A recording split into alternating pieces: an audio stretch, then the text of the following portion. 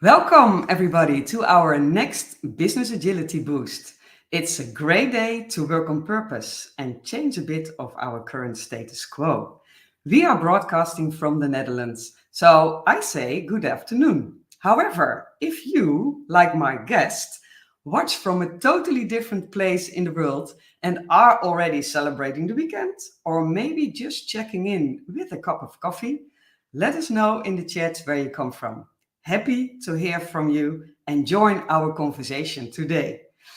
For the ones who are joining and do not know me, I'm Elise Hofmeester, founder of Twingster, and it's my purpose to create spaces where everyone is able to thrive. Human-centric, purpose-driven, and value-based. Next to our consultancy and academy, this space, LinkedIn, is a great space to share knowledge, learn from each other, and shape the future. We see in research that people's mental well-being has been worsening, and the quest for meaningful work has become a central focus for employees. This shift transforms every manager into a purpose manager, whether you realize it or not. However, are we aware of this new responsibility? And are we able to meet this? So it's time to invite our guest, and I'm very excited that she is here, Bea Bocalandro, a renowned expert in workplace purpose, TEDx speaker, and author of the book Do Good Work. So let's get her on stage. Hi, Bea. How are you doing? I'm great. I'm so happy to be talking with you. Cool. And I know, because at the beginning I said, we are broadcasting from the Netherlands, but you are in a totally different space. So what time is it? It's 3:02 a.m. right on. So I had no conflict with this time. So that's yeah. Wow. Yeah. So after this session, you are going to sleep, I think, and then it's still Friday, right? It is, yes. Yeah, cool. So you have a day ahead, and then we are heading into the weekend. But we met in Porto at the HR, or the Worldwide HR Summit of HR Horizon. And there we observed that we have a shared passion about purpose.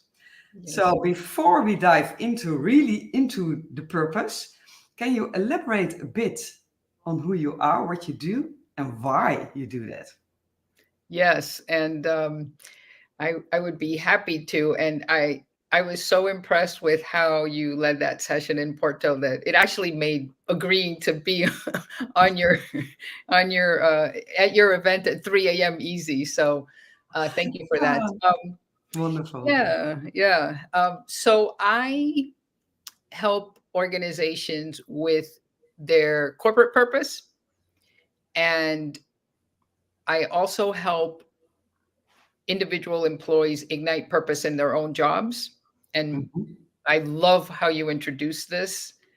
The mid-level, which is I think the one we're going to focus on today, is like if you manage people but you don't have enough authority at the organization to deal with corporate purpose, what can you do? And you do need to do something, because now if you manage people, per your introduction, you also manage purpose.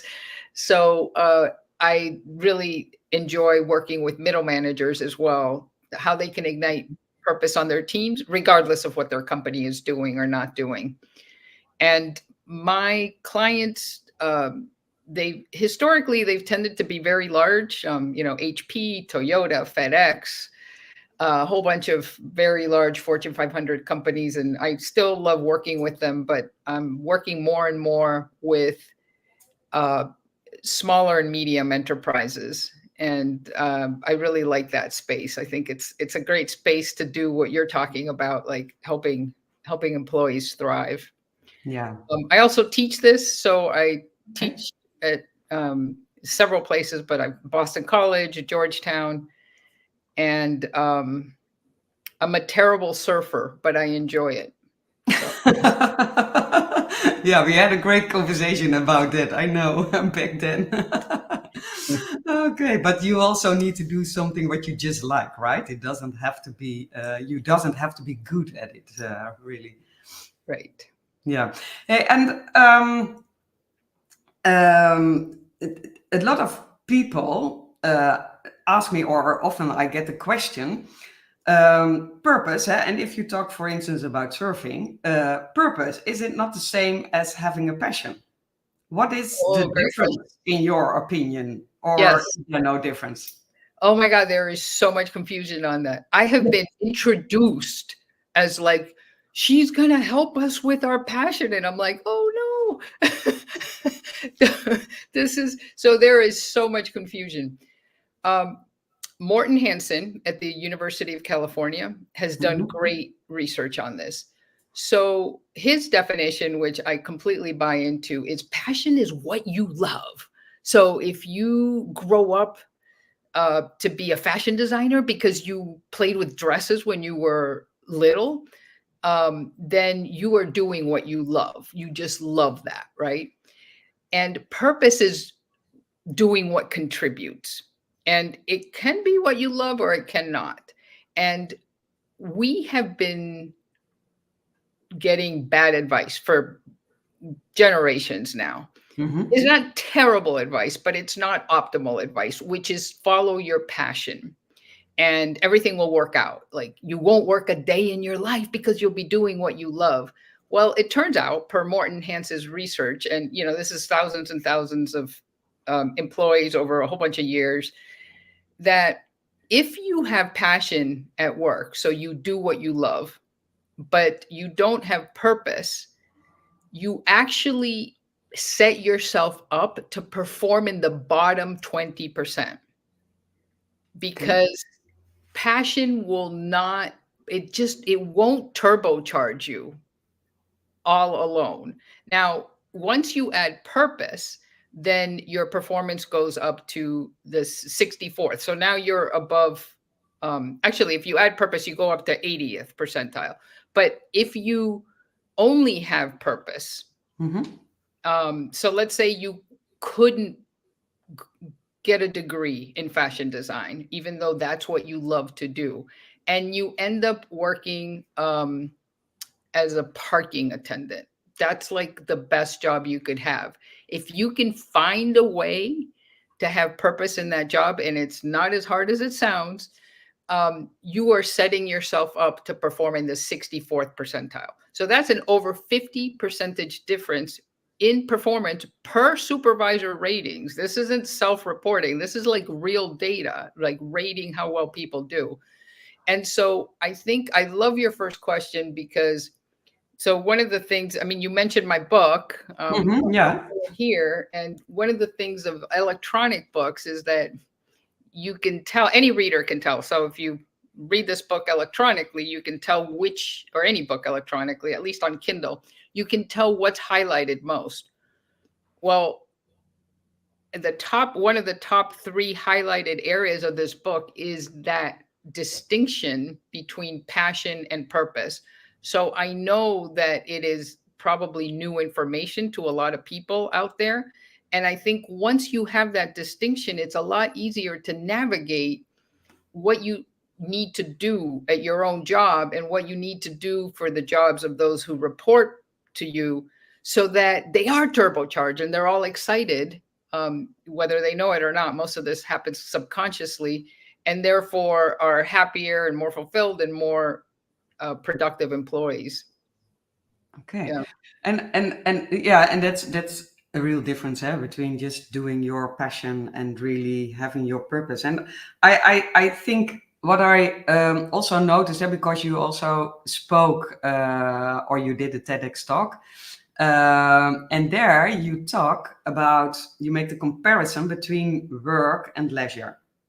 Yes. And that's a quite interesting statement. Could you take us through some of the key elements of what it would take for employers to make work feel more like leisure to employees? Because I think there is also a kind of key element, if you say, yeah, you want to contribute to something higher, to something meaningful, I think Yeah. this is a kind of connection with it. So if you would like to elaborate on that, share with Yes. us. No, I would. I love all this stuff. I'm a nerd, so I would love. Yeah, I know, I know. So there's research done that suggests that of the 39 typical daily activities that we do, everything from like scrubbing the tub to commuting to watching TV to, taking care of others in the family, kids or elders, right? If you divide it into the 39 key activities, work is 38th in terms of how much we enjoy it. The only thing worse than work is being sick in bed. So this is problematic. So as a manager, you might think, and I think managers do think this, like, how can I make work feel more like going to play golf, right? So that in the morning it's like, "Oh, should I play golf? Should I go to work?" They're close, right? So they might show up and work, or they'll show up with the same happy attitude that they go to golf. So most people think, well, we need to make it less stressful. We need to make it easier. We need to make it so that it's less frustrating. And I mentioned surfing earlier, how I'm not a good surfer. Uh, and when I go surfing, I actually, when I'm walking down with my wetsuit and my surfboard, I'm actually anxious. Not all surfers are, but I am. And then I get in the water and it's like paddle, paddle, paddle, paddle, paddle. I mean, it's a lot of work. The waves push you back and then you paddle and you have to go underneath the waves. It's exhausting. Then you finally get out there on the other side, the waves beyond where they break. And now you have to paddle, paddle, paddle to catch a wave. And again, I'm not very good, so I miss most of them. So I paddle, paddle, paddle, miss a wave, totally frustrating. Then I, sit there for a while, paddle, paddle, paddle, and then finally catch a wave. I might ride it well. I might not ride it. I might not. Sometimes I get slammed down. I come back. Usually my husband has been on his bike while I've been surfing. He surfs too, but anyway, doesn't really matter. So, and then he goes, "How was it?" And I'm like, "Oh, I can't wait to go back." That's not an easy activity. It is not stress-free. But I will go over and over and over back to it. Same thing with golf. So those are the things that are in the super positive end of the spectrum. And so managers, when you want your employees to feel more like work is leisure, like it feels like golf or surfing, Yeah. don't think of making it easier. Now, let me tell you what else not to think is fun. So we tend to think, okay, it needs to be fun, right? And I love play. And so, anybody who has survived one of my keynotes knows that, and you remember the ice cream and, Yeah, kind yeah, yeah, for sure. right? So, I love to be playful. And I do think that there's something to be said for fun. It's just kind of a personal preference. But it's not going to carry the day. So you could, so managers, like, it's great to gamify things. I think that adds, something there, and maybe, have people laugh or whatever, but that is not going to get you to come back over and over again the way surf does for me. So don't think of making it easier. Don't think of making it more fun, right? So like ping pong tables. Again, there's nothing wrong with that. Just don't expect too much from it. Yeah. So what do you need to do? You need to make work feel, or not feel, be the experience of flow, where you forget what time it is and you're like, "Oh my God, I've been working on this for 2 hours. I can't believe it. I thought I would have gotten hungry," or, and you feel like you lose yourself in something. We've all had the experiences of flow at some point. Yeah. And at work, the best way to get into flow is actually purpose. And what I mean by purpose is it's being drawn into something that is bigger than ourselves. And most of us have experienced this at some point. Like, there's some calamity and it's like, oh my God, we need to get everything out the door and the technology is down. And you manage to like stay up till 3 in the morning, and you don't realize that it's 3 in the morning, or you're trying to help a customer that really moved you, and you're like, oh my God, it's 7:30 and I'm still here and I actually don't want to leave. I want to finish this. So the best way to get work to feel more like leisure is to not think, make it easier, not think, make it more fun, but make it more meaningful. Make it so that employees feel that they are making a meaningful contribution to others or to a societal cause. Mhm. And I totally agree with you, Bea. And I think when we know what the benefits are from working from purpose and creating that experience of flow, because I think that's really great to explain it, the experience of flow, and that you lose your time and have the feeling that you contribute to something higher than yourself, and maybe together with others. But how can you do that? How can you establish that? Because it's easier said than done. And yeah, how do you do that? Yes. So the absolute best way is company corporate purpose. Mm-hmm. So if you have a company that is clear on what the purpose is, and then employees feel it, they actually don't have to feel it every day. Like, Mm-hmm. certainly not every hour, at least not the research that I've seen, and also my experiences in workplaces. But if, at least once a week for at least some amount of minutes will make a difference. If they're like, oh yes, this is what we're about, then that's the absolute best way. And that's the standard way. You have the corporate purpose. So I don't want to say this wrong. So for example, Google's mission is really is a purpose statement as well as a mission, because anything that answers why the company exists in a compelling way serves as a purpose. So Mm-hmm. theirs is to organize the world's information and make it universally accessible and useful.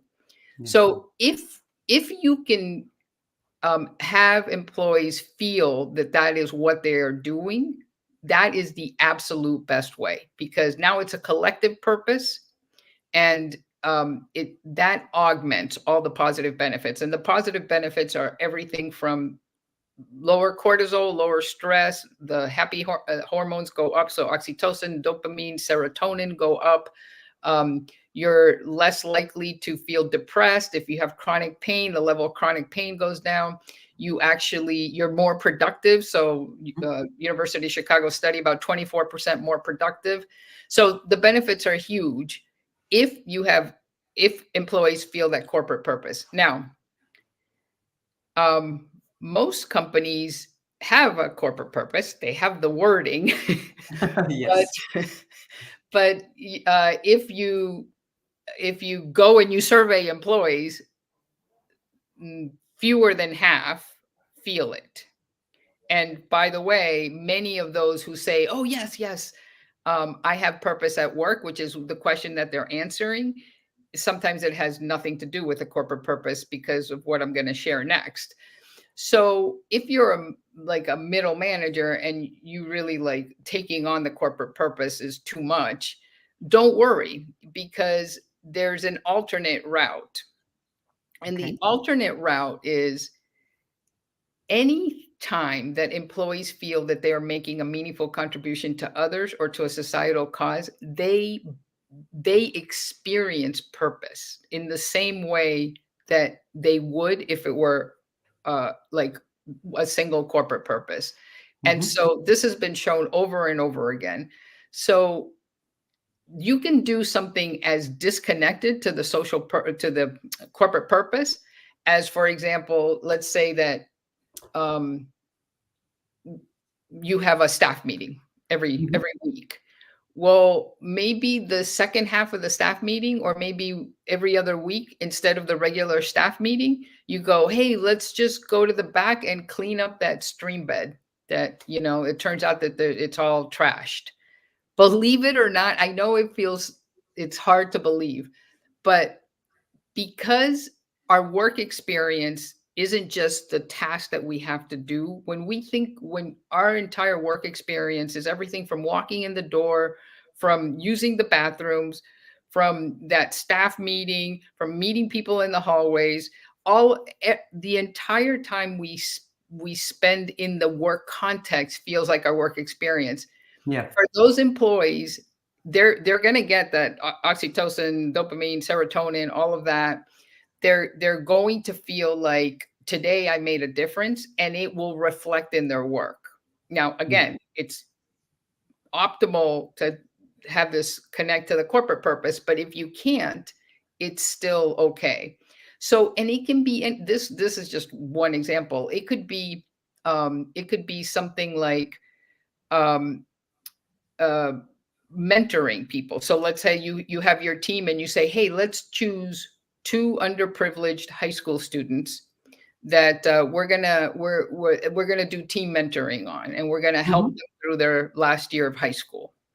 It can be things that you do for each other. So in my book, I have an example of a manager at a casino where he managed the marketing department, and his team won like employee of the month, like every other month or something, even though they were only like 10% of the company, because he set up the team in a way that helping each other was really natural. So they did things, for example, like when new employees came in, often they didn't have the right clothes for work. So the employees that were there would always say, hey, do you, I have, we look like we're similar sizes or whatever. I have stuff that I haven't used. Can I help you with that? Or can I go shopping with you? Or, and so that became very normal. There was one employee who was very good at changing the oil in cars. So he was like, oh, I'd like to do that for people. Well, those 2 acts are what I call job purposing. So you take the job and then you make it purposeful. And so those 2 acts of helping a colleague with, their wardrobe or with their car are going to feel like purpose, even though it had nothing to do with the purpose of the casino overall. Yeah. So it's not as hard as it thinks, as one would think. And I think the hardest thing is to believe that it's going to work. So what I say is just try it. Yeah. Try it. And then let me know, especially let me know if it doesn't work, because I'm very interested in those cases. Most of the time the stuff I get is like people like sending me a note going like, I was pretty skeptical, but actually we just started doing a little bit of this and it changed the environment. It changed the culture. So does this resonate with your experience? Yeah, absolutely, Bea. And something pops up in my mind that we did, or I did with some teams, creating a talent wall, and not really related to what you do in your job. But you could also add things that you would like to do, or what is a talent you have in your just private life, or something like that. And that's a bit of the same what you shared, but we really practiced that also, and people started to help each other. And also, for instance, there was one guy who really loved to DJ, but could not do that at work because that was not his task. And then all of a sudden, someone of a totally different department, he saw the talent wall and said, hey, but I can use someone in my team who can help me once in a while with making those music underneath videos, etc.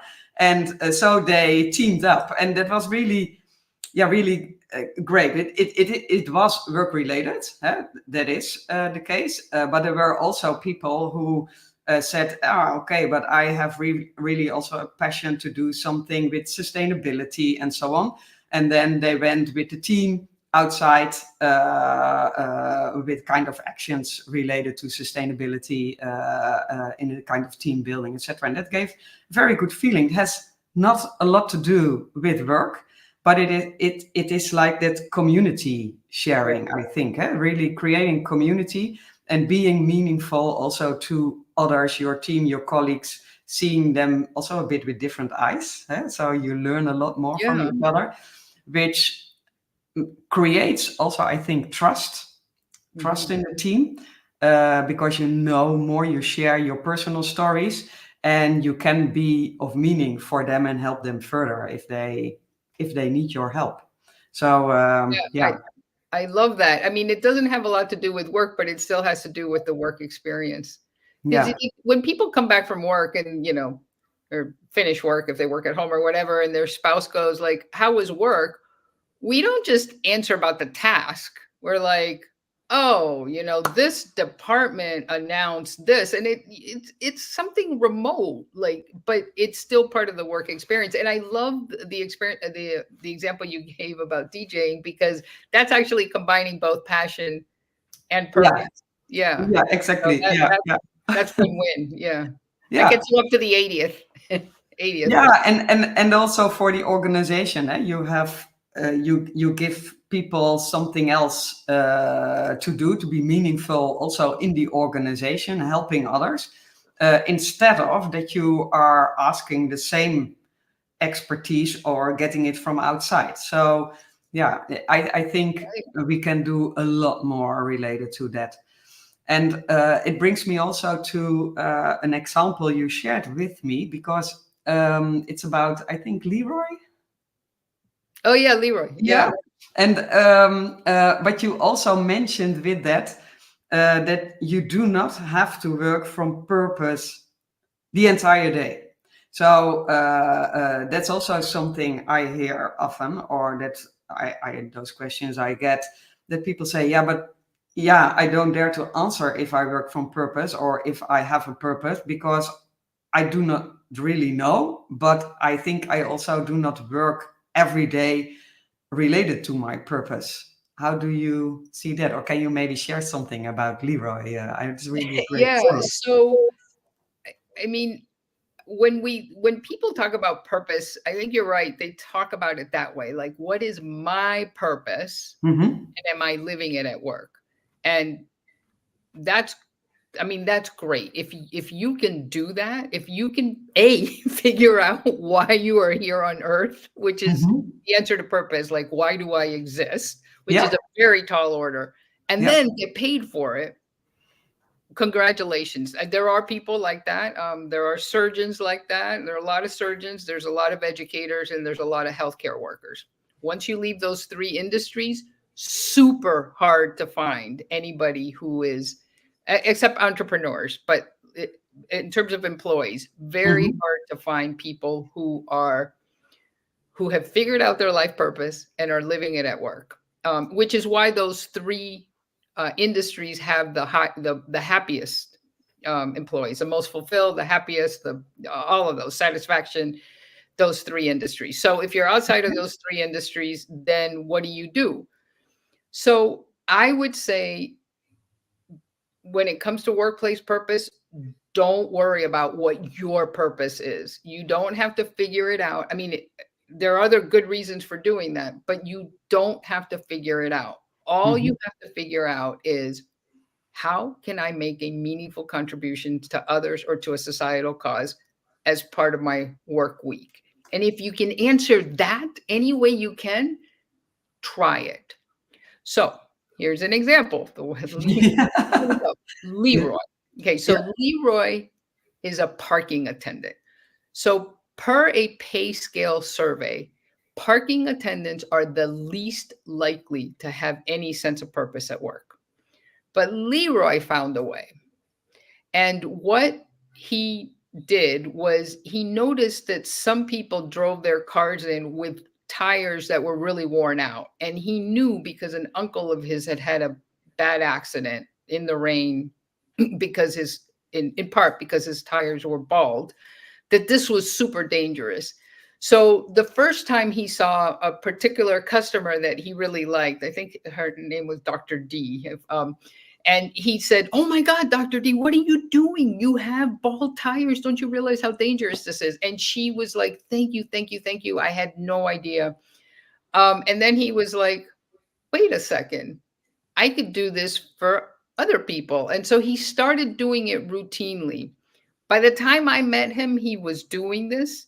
And I can tell you that he was the type of person that you wanted to give your card to, you wanted to interact with, you wanted to see. He was super upbeat. He claims that before he started doing that, he was like miserable at work. And so he would just, he said, "I thought I should love my job because I was gaming on my phone all afternoon because no one comes in and out of the parking lot in the afternoon." Yeah. Um, and he said, and I couldn't figure out why I was miserable. And he's like, now in retrospect, and the way he put it was like, I wasn't doing anything, and like now I'm doing something.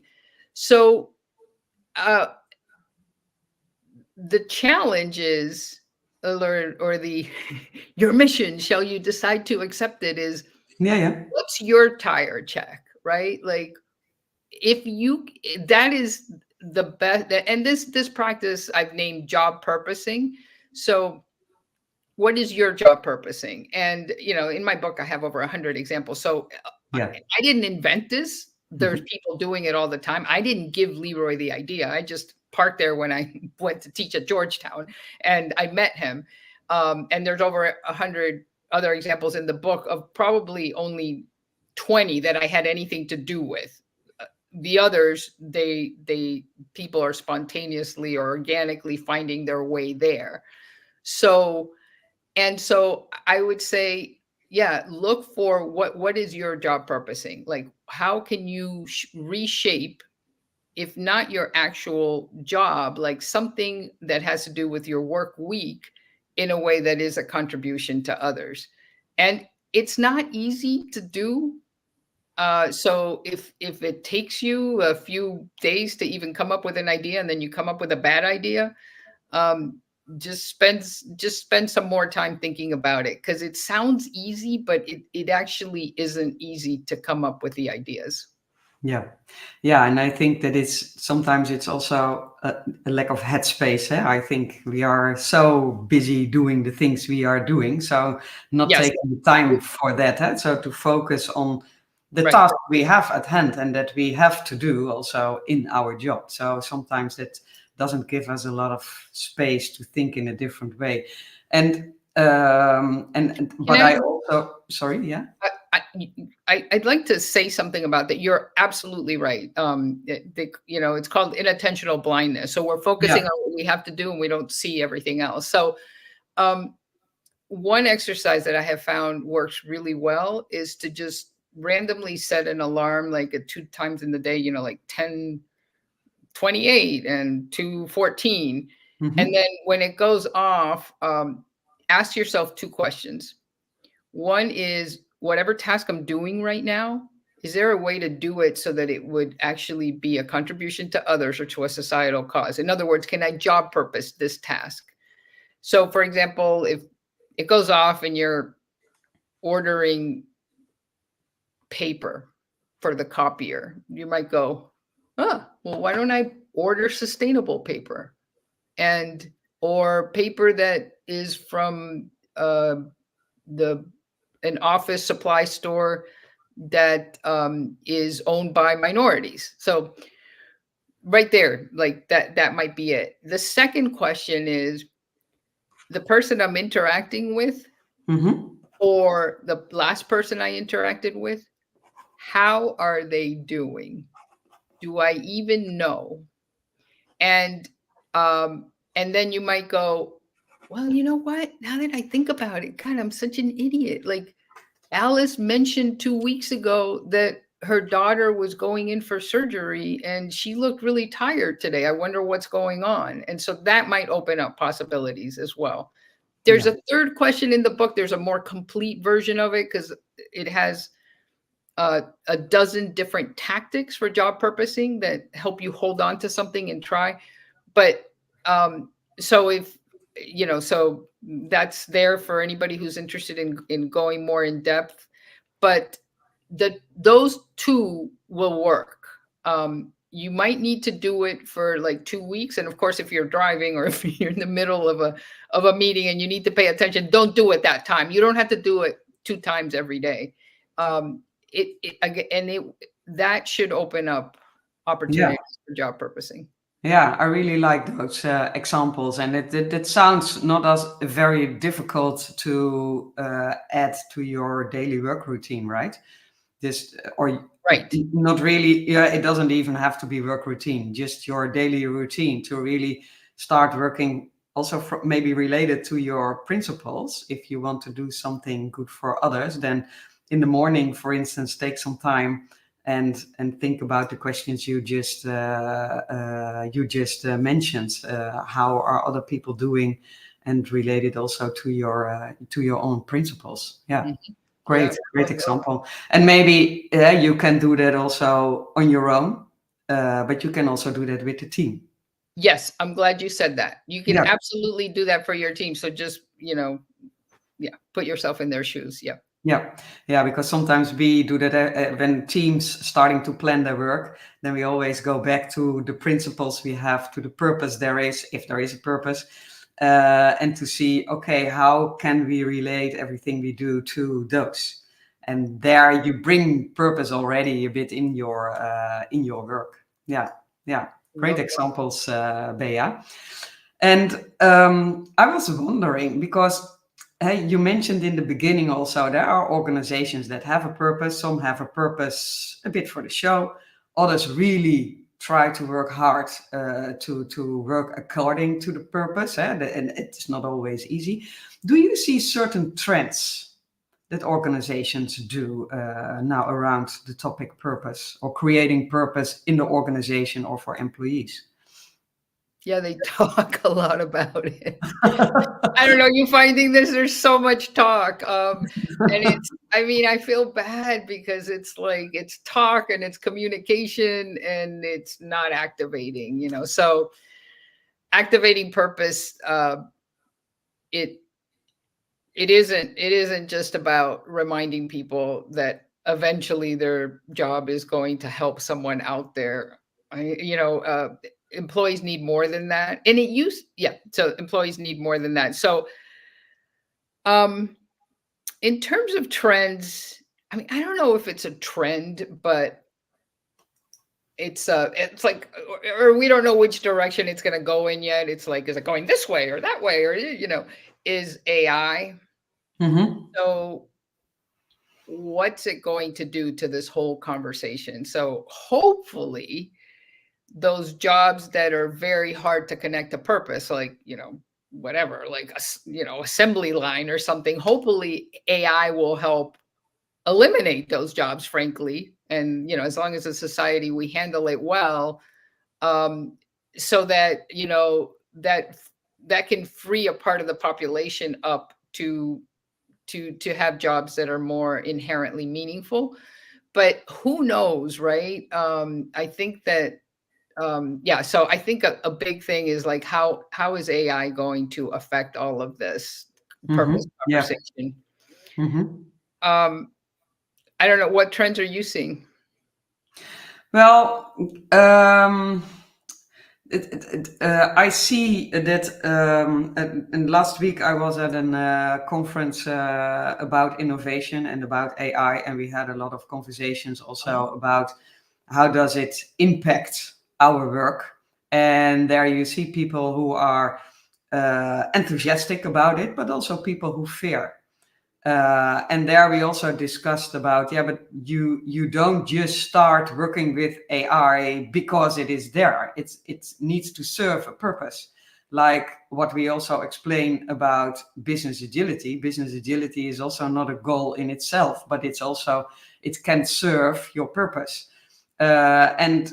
And if you talk about it, then I hear that there are more organizations who are trying to work from purpose. And now, in 2 weeks, I'm starting to help a team also with creating their purpose related to the company purpose.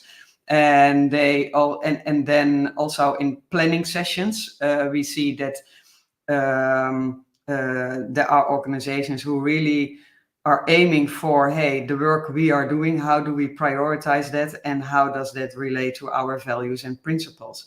But like what you said, there are other stakeholders who maybe have different opinions and meanings and wanted to see something else. So it is hard for organizations to change the status quo, and that's also a bit of the topic of today. Yeah, how do you change that status quo? And that needs leaders who really want to do that and believe that they can make impact and help the organization and the people further.